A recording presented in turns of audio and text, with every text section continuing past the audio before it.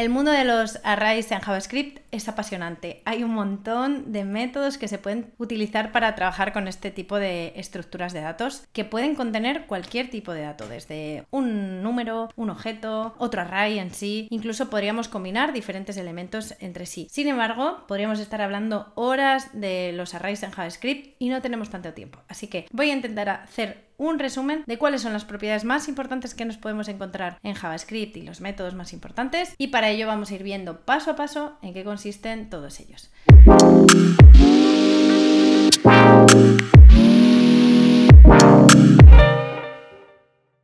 Cómo crear un array en JavaScript. Si ya conoces otros lenguajes de programación, pues es muy sencillo porque es como la mayoría de los lenguajes de programación. Escribimos la palabra let, a continuación escribimos el nombre del array, que lo voy a llamar array literal, y a continuación y entre corchetes separados por comas los elementos que queremos. Como el JavaScript y nos permite crear arrays de todo tipo, podemos crear un array, por ejemplo, con números, pero podríamos crear un array con nombres, podríamos crear un array con objetos, con valores booleanos, etcétera. O sea, esto puede ser el array que nos dé a nosotros la gana. Es una estructura de datos que contiene elementos de cualquier tipo. A la hora de definir un array, esta es la mejor manera de hacerlo, pero también podemos crearlo utilizando un constructor. Para ello tenemos que poner el new array, array la primera con mayúsculas, porque es un objeto array, y entre paréntesis, no corchetes, los elementos que va a contener. Cualquiera de las dos opciones es totalmente válida, pero se recomienda siempre utilizar la primera, por legibilidad, por simplicidad y porque es más rápido. ¿Vale? Entonces, siempre que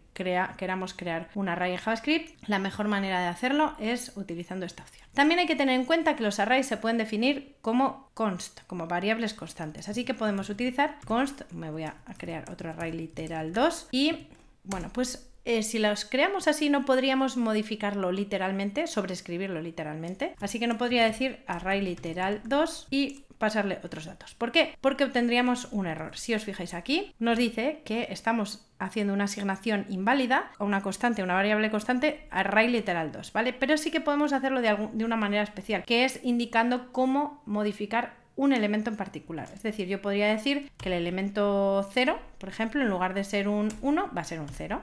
Así que nos venimos aquí, vamos a mostrarlo, y veréis que ahora sí 0, 2, 3, 4, 5, es decir, no podemos sobreescribirlo directamente asignando un valor al array completo, pero sí que podríamos modificar un elemento en particular utilizando los corchetes. Así que ya sabemos cómo crear un array y cómo modificar un array. Vamos a ver la propiedad más utilizada en los arrays, que es la propiedad length, que nos sirve para, console log, nos permite ver cuántos elementos contiene el array. Esta propiedad, como es una propiedad, no lleva paréntesis, ¿vale? No os confundáis y no pongáis tampoco la h antes de la t porque si no os daría un error. Así que ya vemos aquí que tenemos una longitud de 5 elementos.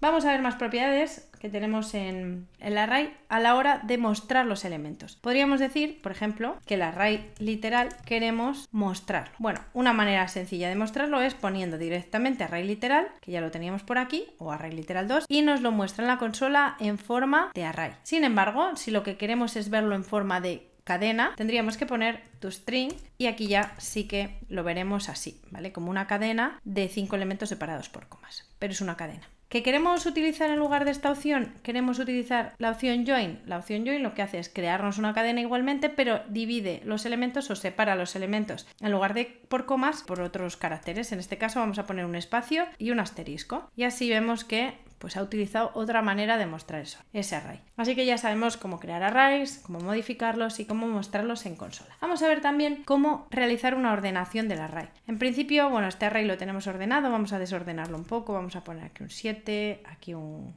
9, por ejemplo. Y si nosotros queremos mostrar este array ordenado, podemos hacerlo con la palabra sort.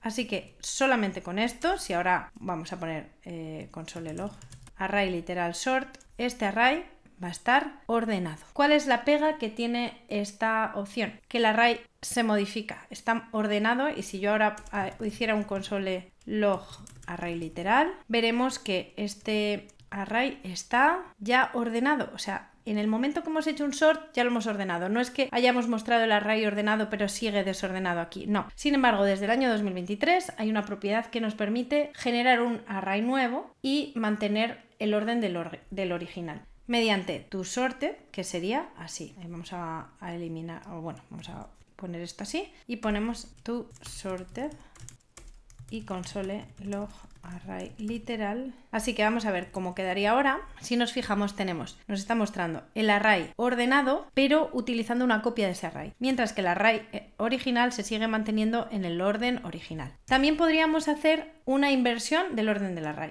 Para ello podemos poner console log array literal punto reverse y aquí lo que haríamos sería invertir el orden. Ahí va.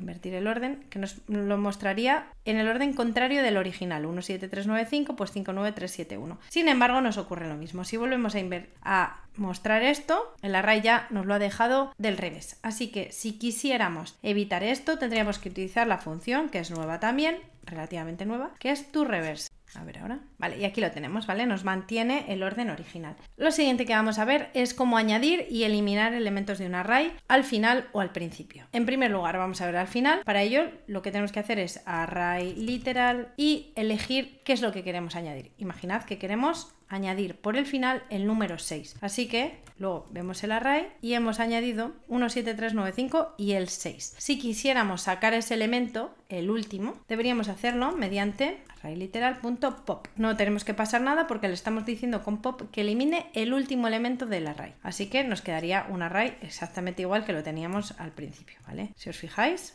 el array queda igual. Vamos a ver cómo hacer lo mismo, pero en lugar de por el final, por el principio. Para ello, en lugar de utilizar el push o el pop, utilizamos un shift y shift. Así que con un shift lo que estamos haciendo es eliminar un elemento por el principio, añadir un elemento por el principio, y con shift lo que hacemos es justo lo contrario. Eliminar el elemento. Y aquí lo tenemos, ¿vale? Nos ha eliminado el elemento al principio y al final. Hay que tener en cuenta que hay otra serie de métodos que también son interesantes, como el splice y el slice. Esos dos métodos, lo que nos permiten es añadir y borrar elementos en diferentes posiciones del array, pero hay que tener mucho cuidado al trabajar con ellos porque dejan huecos. Es decir, podemos decir que elimine un elemento, el número 3, y ahí nos queda un void o un elemento vacío, ¿vale? Entonces lo que tenemos que recordar es cómo utilizarlos correctamente. Os recomiendo que echéis un ojo a la documentación oficial para que veáis cómo utilizarlos. Otra opción que podemos utilizar es el método delete. El método delete lo que hace es eliminar de un array literal la posición que nosotros le digamos, pero tiene una particularidad y es que nos queda el hueco, también como los otros dos métodos que os acabo de comentar. Fijaos que me queda aquí un hueco vacío, ¿vale? Así que hay que tener cuidado cuando utilicemos el delete. Vamos a pasar ahora a ver cómo recorrer un array. Como lista que es, podríamos utilizar un for, sencillamente. Simplemente indicaríamos que queremos recorrer el array hasta su tamaño de 1 en 1 y mostrar los elementos. Esta sería la manera clásica de hacerlo, ¿vale? Aquí nos muestra 1, bueno, vamos a borrar este delete para evitar que nos muestre el espacio vacío, y esta sería una manera sencilla de recorrer un array, pero no es muy elegante. Así que una manera mejor de mostrar esto es utilizando el for each. Así que lo que hacemos es array literal. For each, ponemos item. Bueno, esta sería una manera súper sencilla de hacerlo, simplemente indicándole que queremos que para cada uno de los elementos que contiene el array, pues que nos muestre. Por ejemplo, podríamos hacer aquí cualquier otra operación. Vale, array literal no está definido. Y aquí los tenemos, nuevamente los estamos mostrando. Esta es una manera muy sencilla de trabajar con una iteración, y también podemos utilizar el mapeo, que lo que hace es ir recorriendo cada uno de los elementos y hacer algo con ellos. Para ello, simplemente podemos utilizarlo con map, ¿vale? El método map. Y lo que vamos a decirle en este caso, por ejemplo, es que para cada uno de los elementos queremos que los multiplique por 2. Así que ponemos item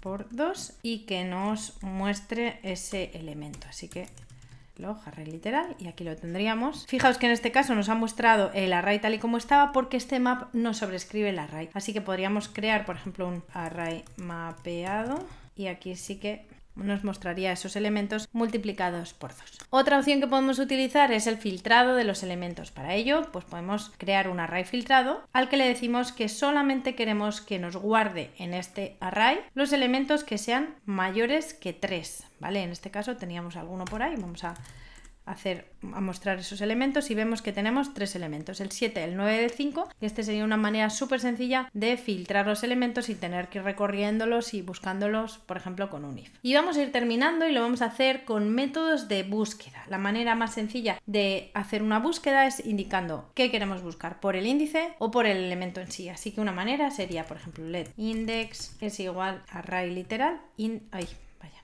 array literal index of 3. De esta manera le estamos diciendo que nos diga cuál es el índice del elemento 3, que no es el elemento que está en la posición 3, sino el elemento, vamos a mostrarlo, el elemento 3. En este caso teníamos que el elemento 3 estaba en esta posición, en la posición 2, porque empezamos por el 0, 0, 1, 2. Así que el elemento 3 está en la posición 2. Esto lo podríamos hacer con index of, con last index of. En caso de que tengamos más de un elemento 3, nos dice en qué posición está el último elemento. Además, también podemos buscar un elemento que cumpla una función particular. Por ejemplo, podríamos decir que el elemento found index sería, por ejemplo, array literal. Utilizamos el find index. Lo que estamos diciendo es que nos busque todos los elementos o todos los ítems, o el primer ítem que sea superior a 3. ¿Vale? En este caso, si mostramos este elemento, vemos que nos dice que es elemento número 1. Vemos que el elemento que está en la posición 0 es el 1, pero el elemento que está en la posición 1 es el 7 y es el primer elemento que se encuentra en el array que es superior a 3. De esta manera podemos hacer el find index, find last index, ¿vale? Vamos a poder hacer diferentes combinaciones para buscar cuál es el primer elemento que cumple esta condición, cuál es el último, etc. Y por último, y no menos importante,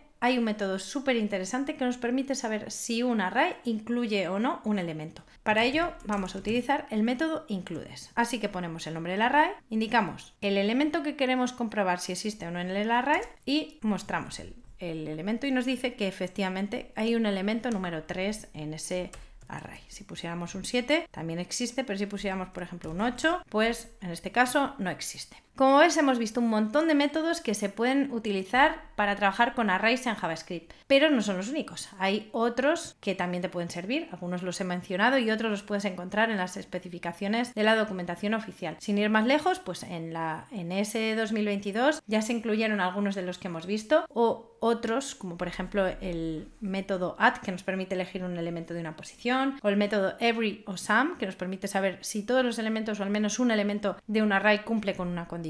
Sin embargo, todos estos métodos los hemos visto sobre un array súper sencillo que tiene solamente elementos numéricos. Pero hay que tener cuidado porque no todos los elementos funcionan igual con todos los métodos. Por ejemplo, si queremos ordenar un array numérico o un array de texto, no podemos utilizar la función sort y ya está, ¿vale? Porque los arrays funcionan como si fueran trabajan con los elementos como si fueran cadenas, así que se va fijando en cada uno de los caracteres que componen los elementos. De hecho, en el caso de los números, por ejemplo, pues un número 100 es menor que un número 25 porque coge el primer número y el 1 y el 2 es anterior, el 1 es en este caso más pequeño, considera que es más pequeño el número 100 que el número 25. Y como este ejemplo, muchísimo, sobre todo cuando trabajamos, por ejemplo, con objetos. Cuando queramos trabajar con objetos y ordenar o recorrer objetos, te recomiendo que busques también la documentación porque no es fácil, ¿vale? Porque necesitas crear un pequeño método para que esa ordenación sea efectiva. Así que nada más, espero que con estas indicaciones hayas aprendido a trabajar con arrays en JavaScript y nos vemos en los próximos vídeos. ¡Hasta luego!